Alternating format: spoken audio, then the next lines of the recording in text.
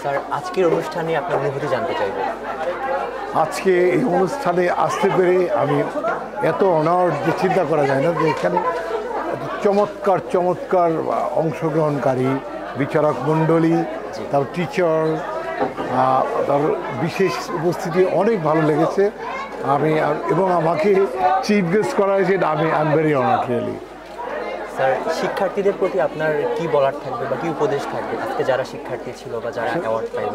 মানে dedication mainly দরকার ছিল, এবং এখানে দেখলাম একজন 80, 75 এরকম মার্কস পেয়েছে।